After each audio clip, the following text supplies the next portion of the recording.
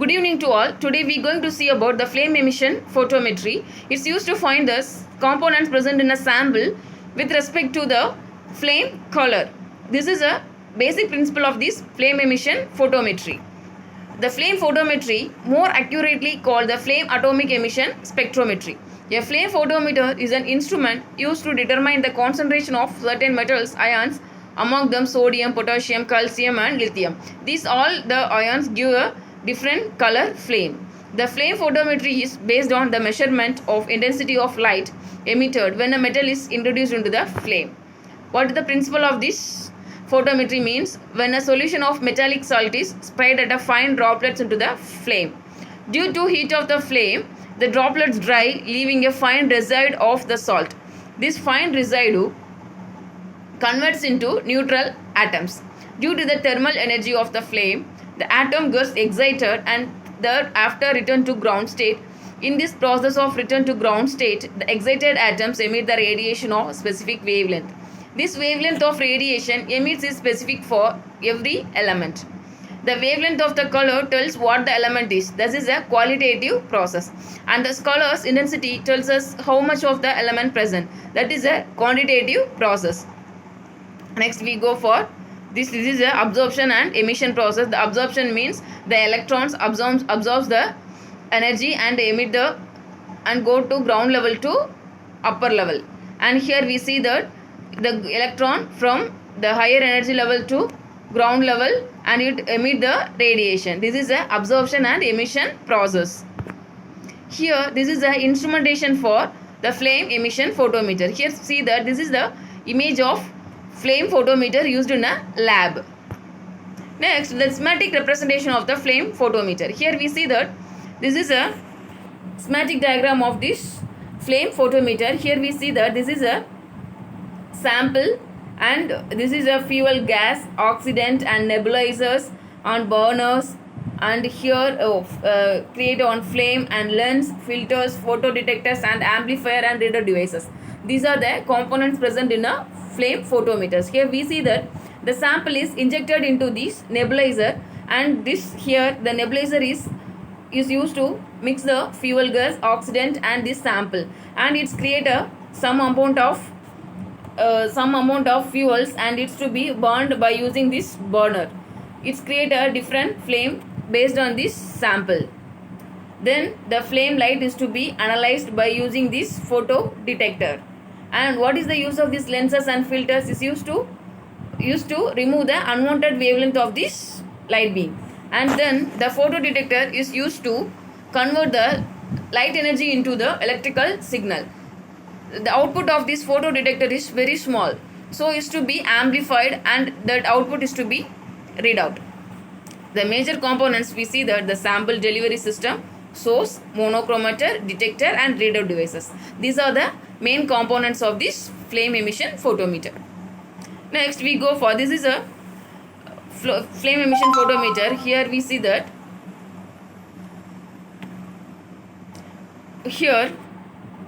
this is a sample and then this is a nebulizer and gas inlet and mixing chamber, and this sample and oxidant and the fuel is to be mixed in that place. After that in the mixed fuel is to be given to this burner and burner create a flame, and this flame is based on the sample components, and then the flame lights is to be absorbed by using these photo detectors and it's to be filtered by using this monochromator arrangements.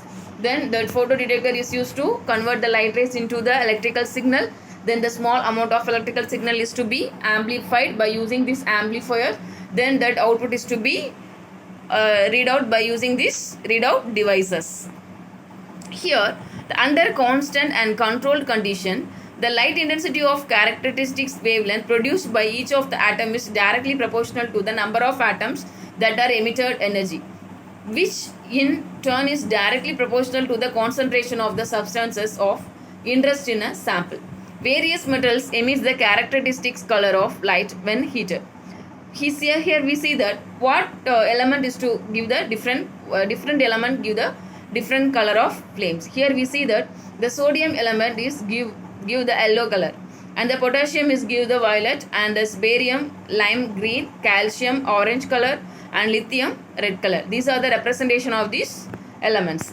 Here we see that this is the wavelength of these elements. Sodium wavelength 589 nanometer, potassium 766 nanometer, barium 554 nanometer, calcium 662 nanometer, and lithium 670 nanometers.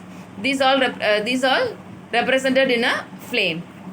Next we see that this is a sodium flame, this is a potassium, and this is a calcium flame, and this is a strontium or lithium flame, and this is a barium or manganese, copper and thallium or boron, lead, arsenic and copper.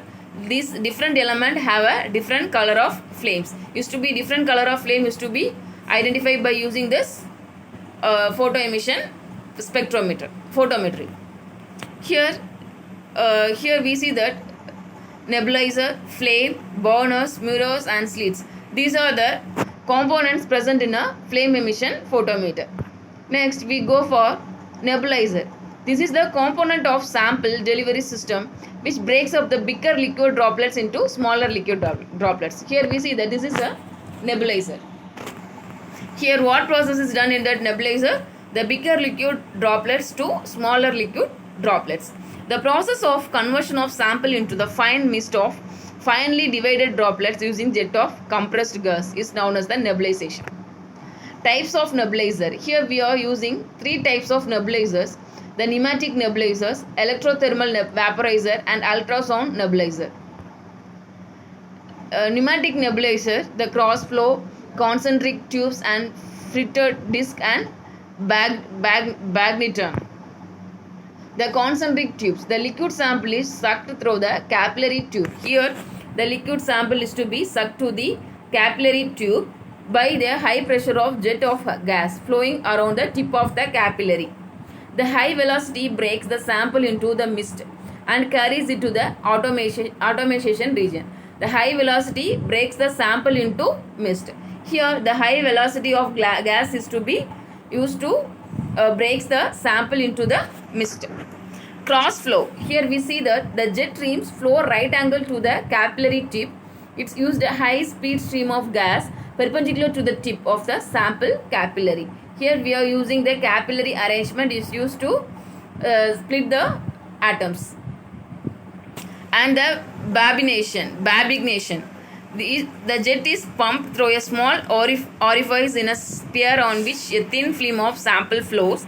In this type of nebulizer, the sample solution flows freely over small aperture rather than passing through a fine capillary. Here we see that the sample is to be given in that glass tube, and is to be, here we see that the argon, and it's to be aerosol. Aerosol means was is to be converted into small amount of droplets by using this glass tube. Next, the fritted or porous disc. The sample is pumped into the fritted disc through which the gas jet is flowing, and this gives fine aerosol than others. High efficiencies can be obtained by introducing the sample at predetermined location of the fritted surface. Here we see that this is the fritted or porous disc arrangement is used to convert the sample into small droplets. This is the one type of nebulizers. And the electrothermal vaporizers. It is an electrothermal vaporizer, contains an evaporator in a closed chamber through which an inert gas carries the vaporized sample into the atomizer.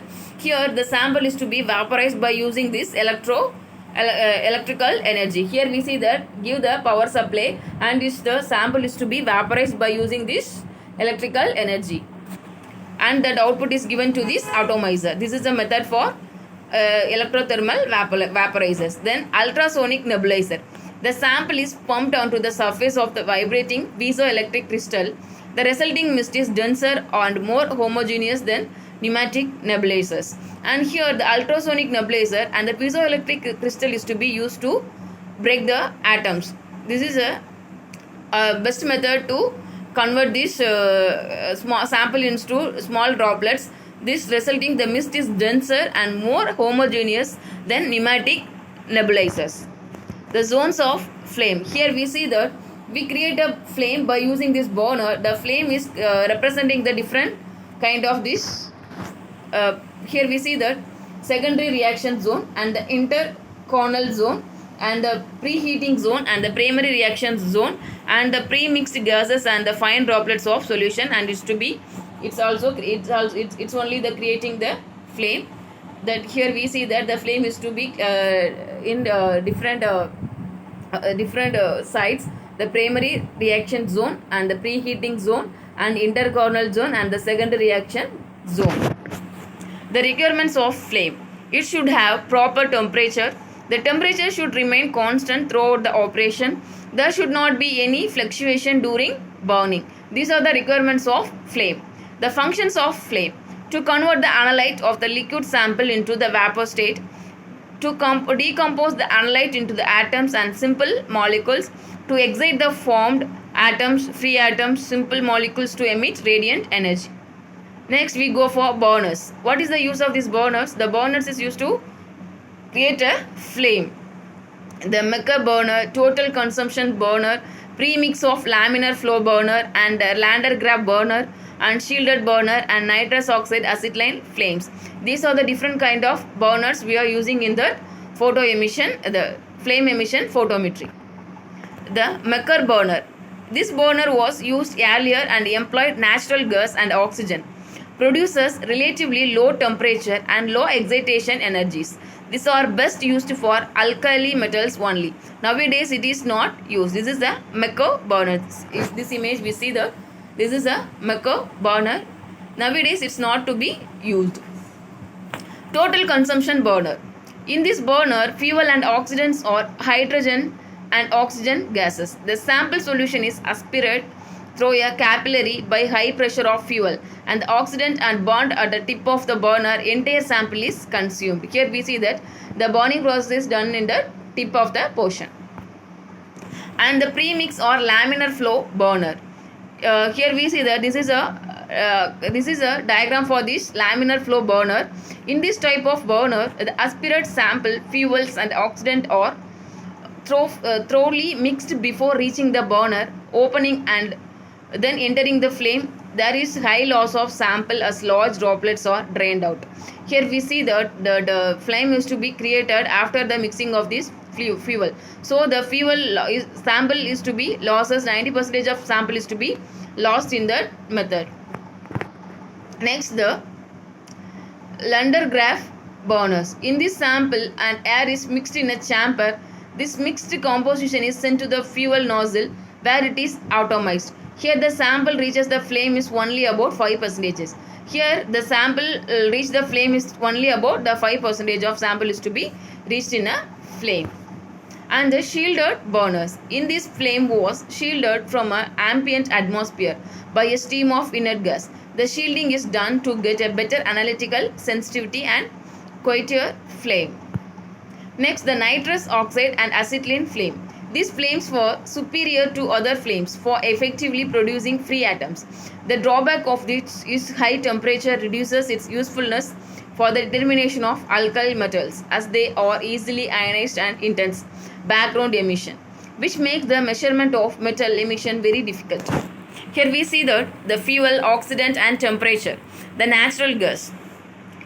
Air, oxidant is air and the temperature is 1700 to 1900. Natural gas, the oxidant is oxygen, the temperature is 2700 to 2800. And then hydrogen, the oxidant is air, means the temperature is 2000 to 200 to 2100. The hydrogen, the oxidant is oxygen, means 2550 to 2700. The acetylene, the oxidant is air, means the temperature is 2100 to 2400. The acetylene, the oxidant is oxygen, means the temperature is 3050 to 3150. The acetylene, the oxidant is nitrous oxide, means the temperature is to be 2600 to 2800. Then the flame photometry, the non-flame atomizers. For example, the heated gravity furnace, sample evaporation, the time and temperature control drying and ashing. Advantages: small samples are analyzed. First advantage. Next one, the 1000-fold more sensitive than flame. Oven is adaptable to determination of solid samples. Disadvantages of this method: low accuracy, low precision, more ionic interferences due to very high temperatures. These are the disadvantages of this flame photometry. Next we go for mirrors. The radiation from the flame is emitted in all directions in space. Much of the radiation is lost and loss of signals results. The mirror is located behind the burner to reflect the radiation back to the entrance slit of the monochromator. The reflecting surface of the mirror is front faced. Here we see that the flame is created, then this to be placed one lens and mirror. The mirror is to be placed in this side. Next, slits. The entrance and exit slits are used before and after the dispersion elements. The entrance slit cut off most of radiation from the surroundings and allow only the radiation from the flame and the mirror reflection of flame to enter the optical system. The exit slit is placed after the monochromator and allows only the selected wavelength range to pass through the cell detector. Next, we go for photocell. Here, the photodetector is a photocell. Measures the amount of light passing through the sample. Usually works by converting the light signal into the electrical signal. Main process done by these photodetectors are the converting the light signal into the electrical signal. The least expensive of the devices is known as barrier layer cell or photocell. The photocell is composed of film of light sensitive materials. Frequently, selenium or the plate of iron over the light sensitive material is thin, transparent layer of silver. When exposed to the light, electrons in the light sensitive material are excited and released to flow to the highly conductive silver in comparison with the silver. A moderate resistance opposes the electron flow towards the iron, forming a hypothetical barrier to flow in that direction. Consequently, this cell generates its own electromotive force which can be measured. The produced current is proportional to incident radiation. Then here we see that this is a photocell. The radiation is to be fed into this cell, means is to be the light energy is to be fed into this cell. That light intensity is to be converted into the electrical signal. Here the electrical signal is a current. The small amount of current is to be generated based on this light intensity. The small amount of current is to be amplified by using these proper amplifiers. After that, and the output is to be recorded. Next, we go for the phototube. The third major type of light detector is photomultiplier tube, which detects the amplifier's radiant energy. The instant light strikes the coated cathode emitting electrons. The electrons are attracted to series of anodes known as diodes, each having a successively higher positive voltage. These diodes are of material that gives off many secondary electrons when hit by the single electrons. The electron emission at the cathode triggers the multiple cascade of electrons within the PM tube itself. Because of this amplification, the PM tube is 200 times more sensitive than the phototube. PM tubes are used in instruments designed to be extremely sensitive to very low light levels and light flashes of very short duration. The accumulation of electrons striking the anode produces a current signal measured in amperes that is proportional to the initial intensity of the light. The analog signal is converted first to the voltage and then to the digital signal through the use of the analog to digital converter. The digital signals are processed electronically to produce the absorbance reading. Here we see that the light energy is given to this photoelectric tube. Then it's to be reflected by using the diodes and anodes. Here the reflected electron is to be it's created the more number of electrons. Its photomultiplier tube is used to convert the several amount of electrons, and then the output is to be recorded by using these output devices. Reader devices. In the past, nearly all spectrophotometers used ammeters or galvanometers. Newer digital devices and printers have now replaced this, and many instruments relay the electrical output directly to computer circuits where calculations are performed, allowing direct reporting of sample concentration, the microprocessor and recorders. Application of these photometers. To estimate the sodium, potassium, calcium, lithium, etc. level in sample of serum, urine, CSF and other body fluids. Then the flame photometry is useful for the determination of alkali and alkaline earth metals. Used in determination of lead in petrol. Used in the study of equilibrium constants involving in ion exchange resins. used in determination of calcium and magnesium in cement. These are the application of this photo emission, the flame emission photometry. Thank you.